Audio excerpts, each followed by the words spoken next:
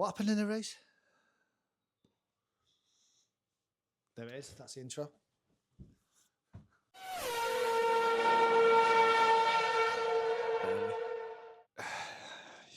And no, yeah, it was fine.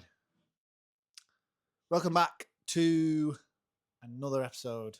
I don't even know what number it is. We've recorded some of them haven't gone out. Who cares? no. Is it the third race now? That's fourth. Fourth race. We had Australia, Japan, China.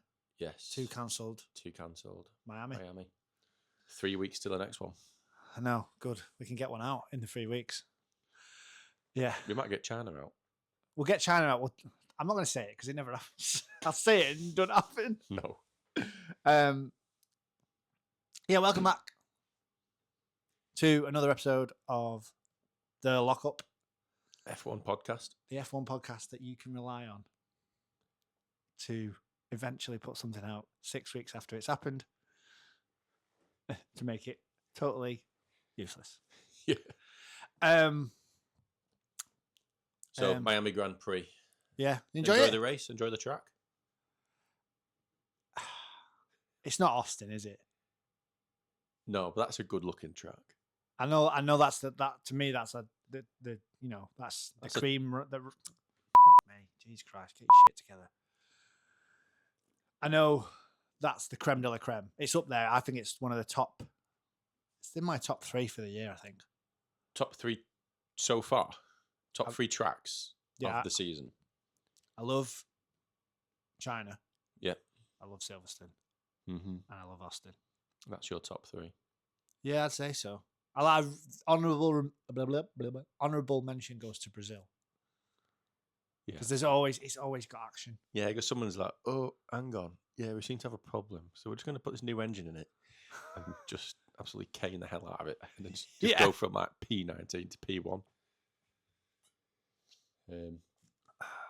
Yeah, no, good tracks. I think they're some decent tracks. But in terms of Miami, it's fine. To me, the Miami Grand Prix, it's all for it's all a bit what's the word? Pompadour? Pompous? Not pompous. I'll say that again. It's all a bit, to me, Miami it's all for show. It's very American. Yeah. Whereas I don't feel that with Austin at all. Vegas is probably, and what I mean by that is I don't feel as though it's America's being shoved down my throat. It's not like this. So Austin's like, this is America because this is America. So Austin's like, it's in my area. I gotta carry a what? Go on. Austin is just us watching a race in America, right? So you're gonna see American things. Yeah. Whereas Miami seems to be.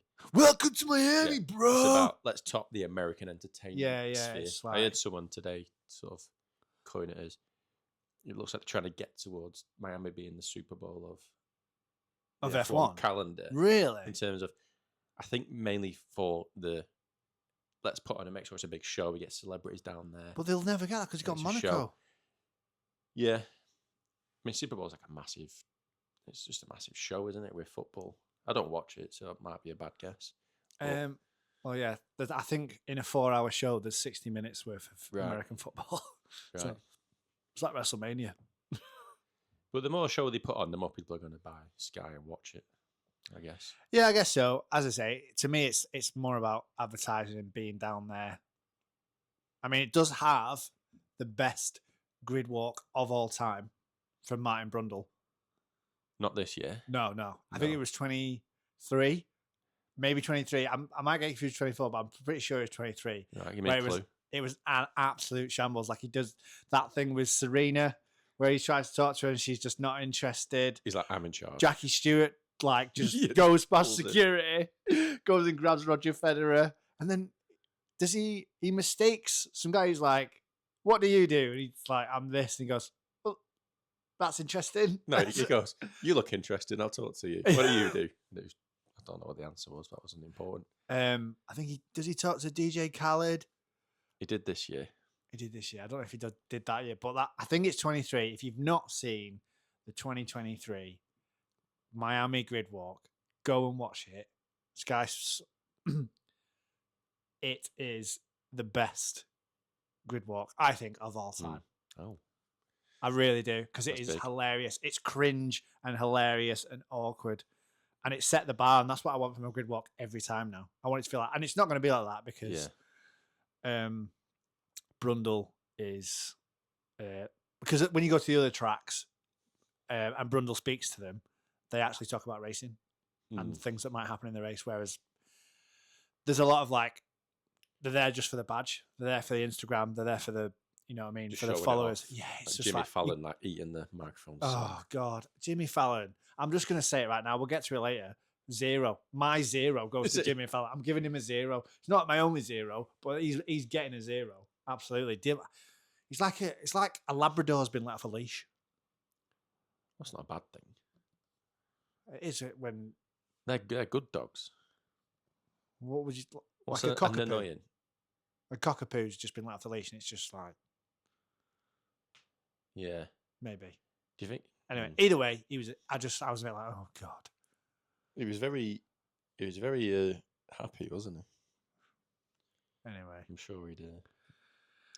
Anyway, you know what was good on the grid walk? go on. Colin Farrell. Tell me more.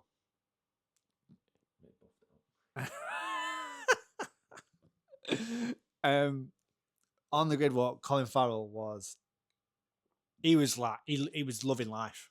Yeah, but he said his first one was Monza '98. Yeah, I saw that. Yeah. And he was talking about what happened there, about Schumacher and both the Schumachers and this, that, and the other. And then he was talking. He was like, you know, he was G'd up. He was excited.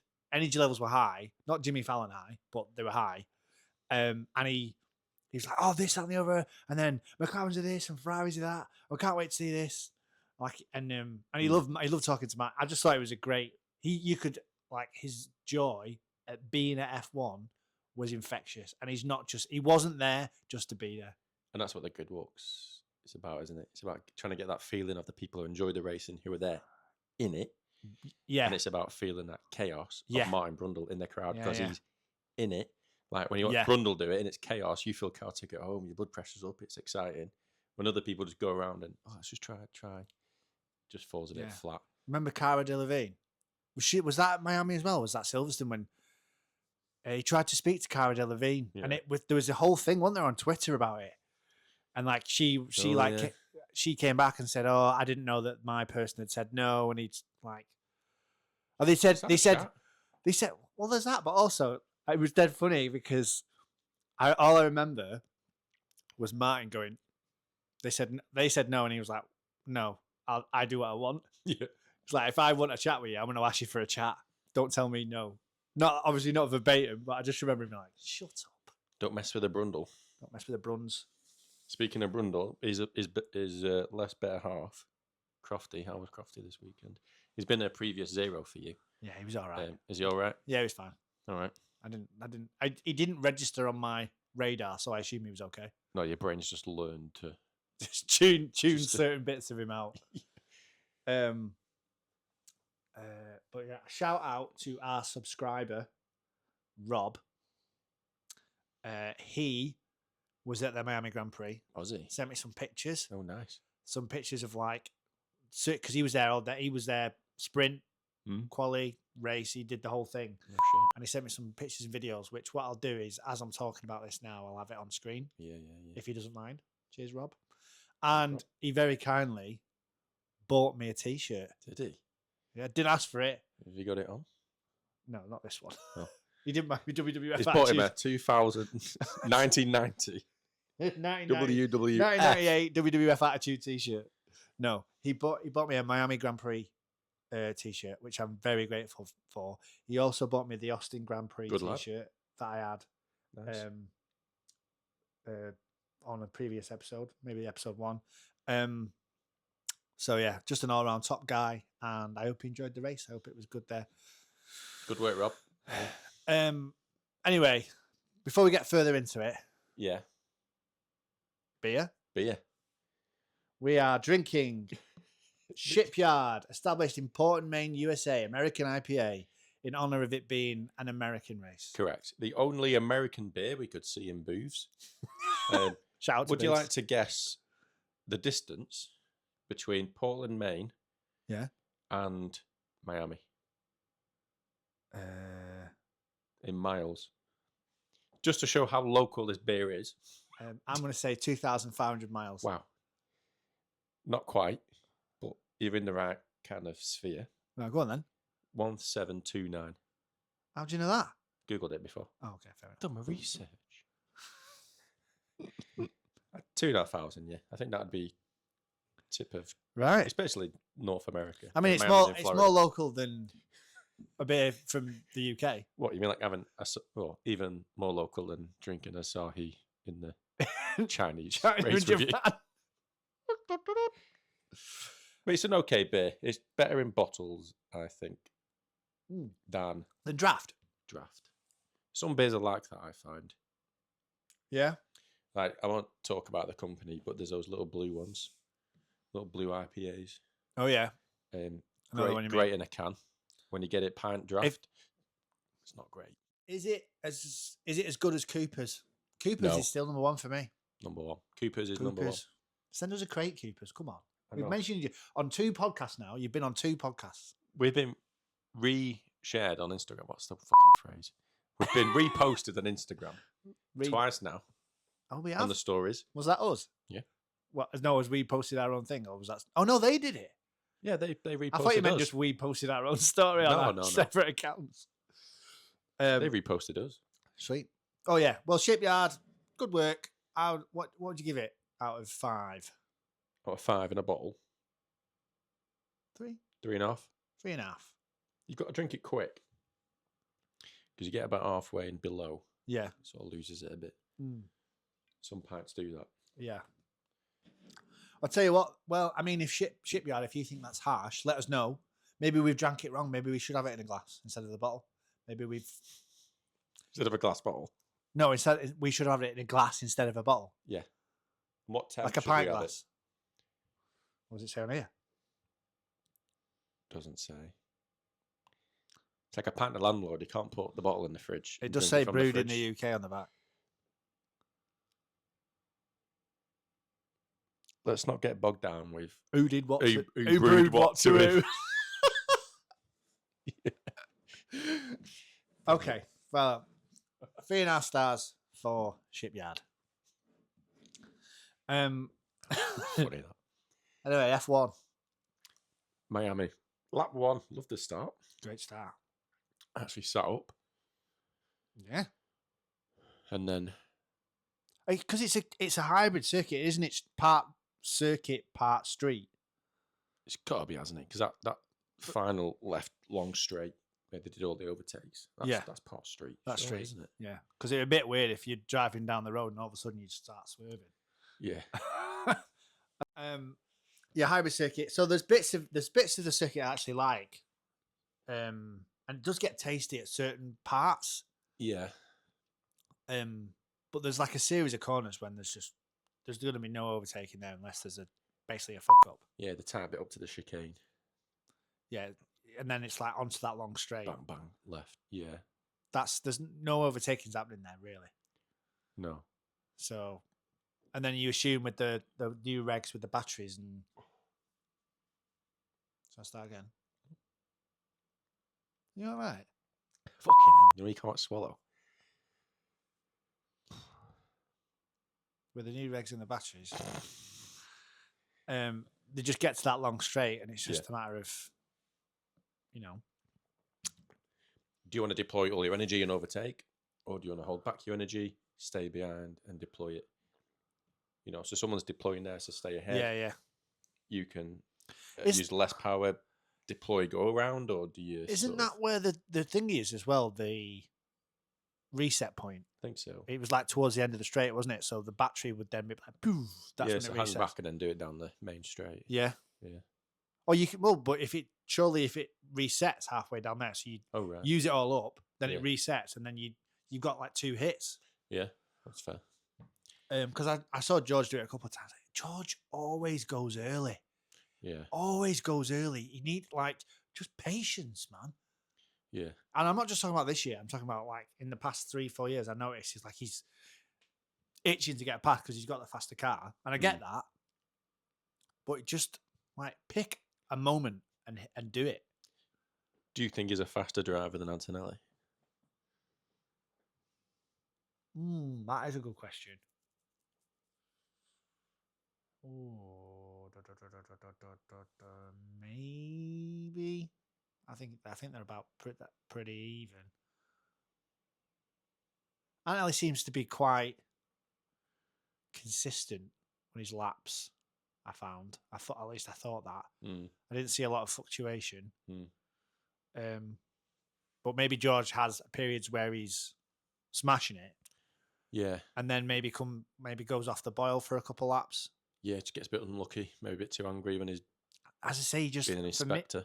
Yeah, if he's got his sights on someone, I always find that he just like because he's itching to take over. Sometimes he just goes too soon, and ultimately he has to reset. Yeah. Well, I mean, if I was Toto Wolff or the mechanics, I'd be sat there going, just patience. Yeah. It's a virtue, mate. Do you think he'll win it, Antonelli? What, the championship? Ooh. I mean, there's nothing to say it won't. That's like a really on the fence answer. My question is, has he got the legs? Yeah. And what I mean by that is, I know he's got legs, obviously, but have you ever seen him in shorts? Have you ever seen shorts and I'm selling in the same room? No. There you go then. No. Because obviously, when it comes down to it, the pressure's on, pressure's building as we get towards the end of the season. Points are getting tighter. Those races, even though they're equivalent, they mean more when it gets tighter towards the end of the season. Can he handle that pressure? And I'm not saying he can't because we don't know. But it'll be a test to see if he can do that. Piastri, was it last year? We saw Piastri kind of come off the boil a little bit. Yeah. A bit unlucky there, wasn't he? Little himself. Bit. I know there was certain points that the car failed him at points, but on other times it was him. So he didn't get the rub of the green. But I guess that we'll see that. I would say if I had to put money, if someone said, do you want a tenner on him to win it or not to win it? I'd say not to, just because of the experience. But I wouldn't be that's not a £10 bet I'm putting down thinking I'm going to get my money back. Definitely not. No. I think he's been lucky is not the right word, but he steps up. Some situations have ended up favouring him. Yeah, definitely. Yeah.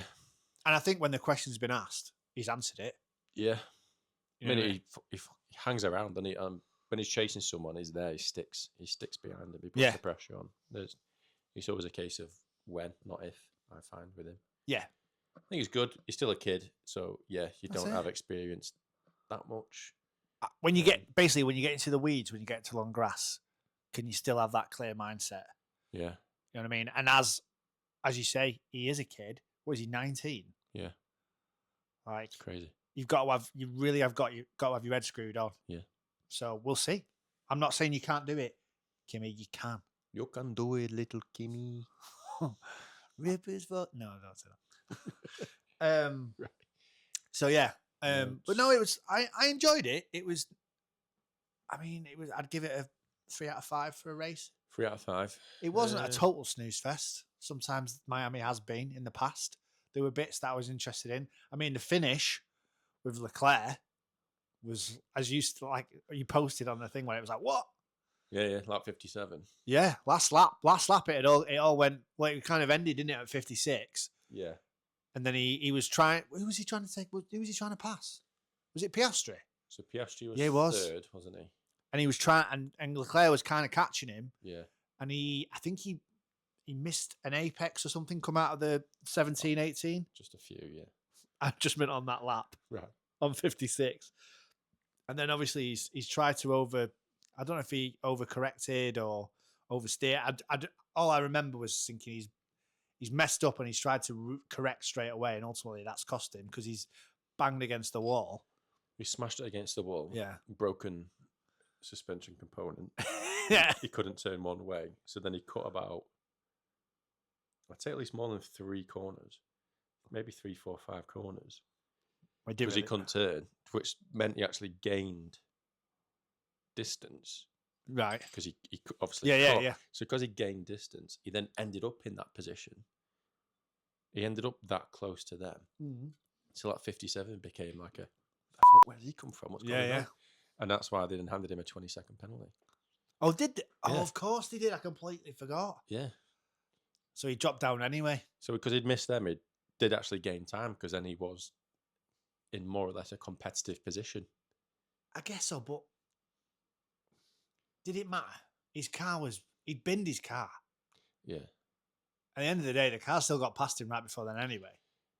Yeah, they still caught up to him. Maybe it's because it didn't matter to obviously Max and George that went past. It was Max and George that went past, wasn't it? Yeah.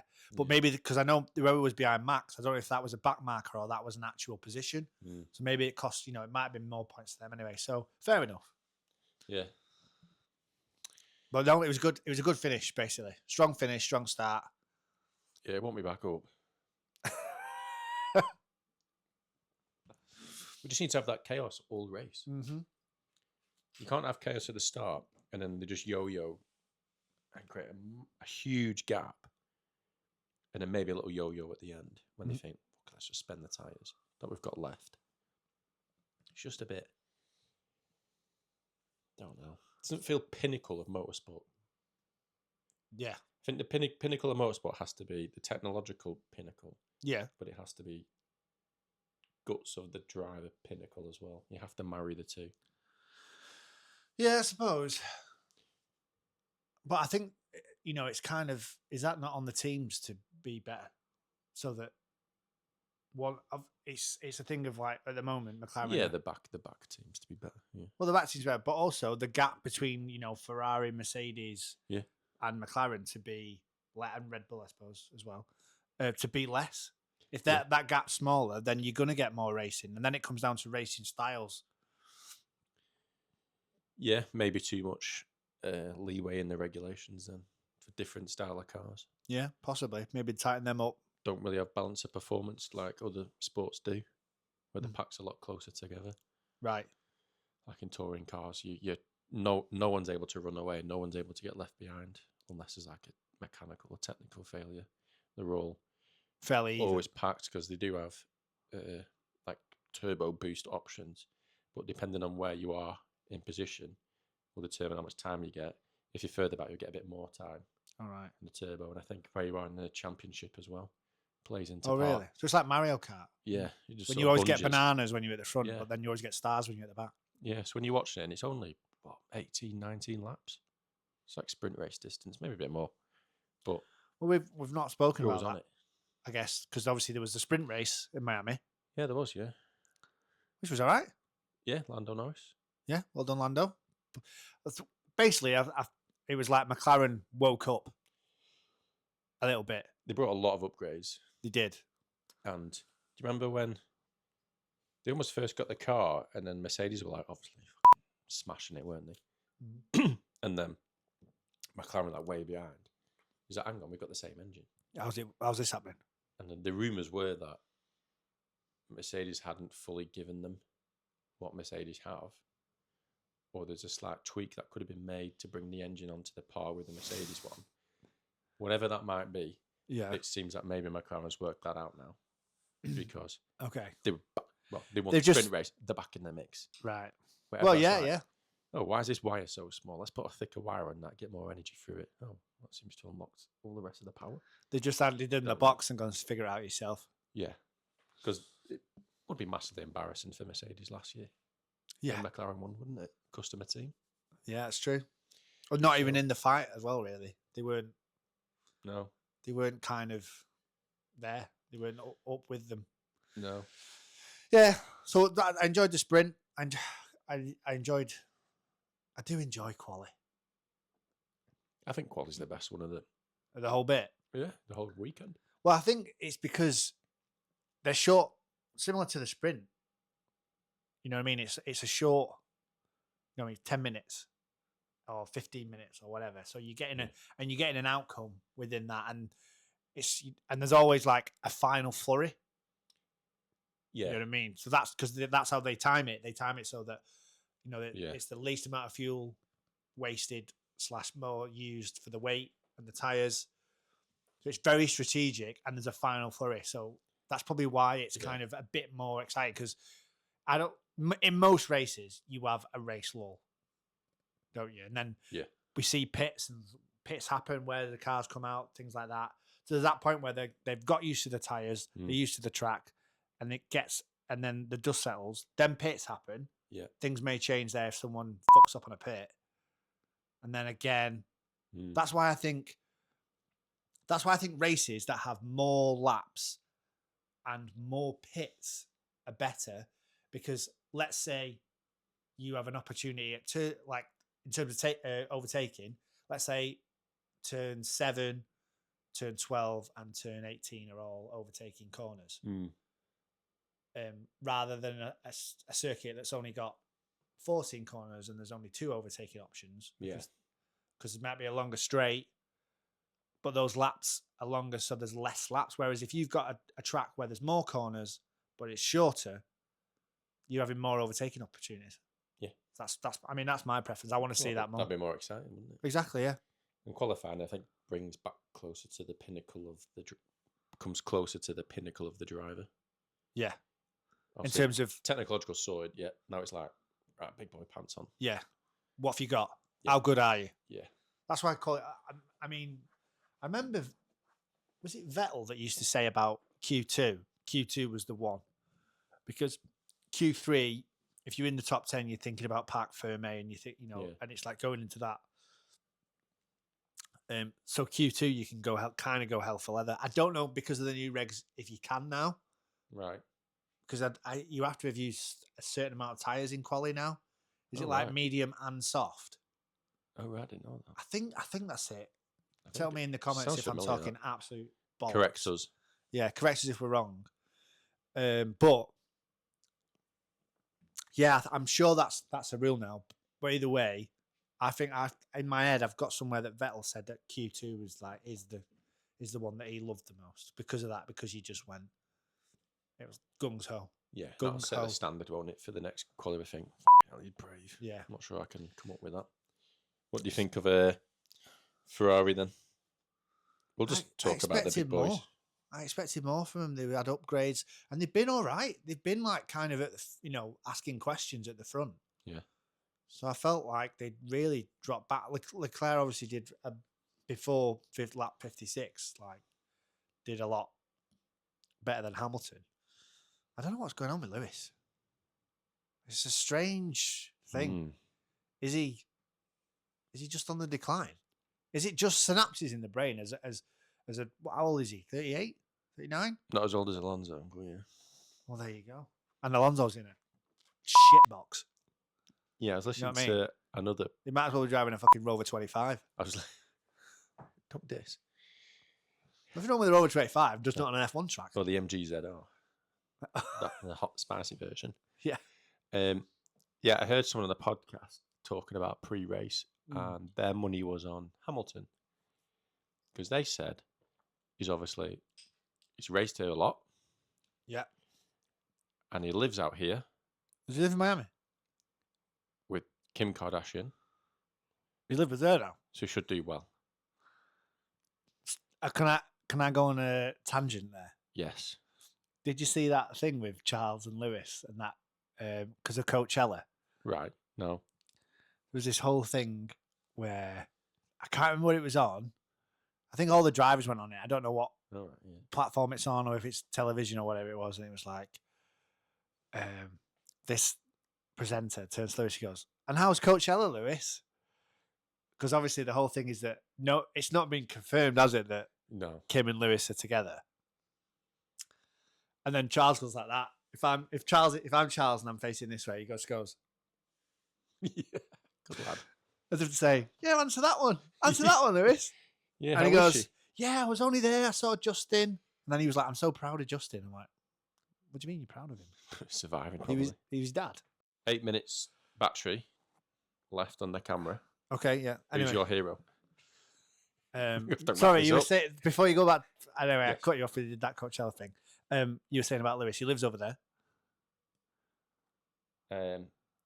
He should be good. So he should be good because he's raced there many times. He lives over there, and with Kim Kardashian. And I was almost like, what the hell has the last two got to do with it? Right. Who said this? I don't know her name, but she's a was a presenter on a podcast. Okay, I think I know what you mean. It was you're allowed to say whatever thoughts are in your head. Sometimes you just need to make sense. Okay. You can't live near somewhere. Yeah. And then, you lived in Trafford. You must be really good at football, cricket, and go-karting. Yeah. And you go out with some girl. Yeah. Right. Hero. Anyway.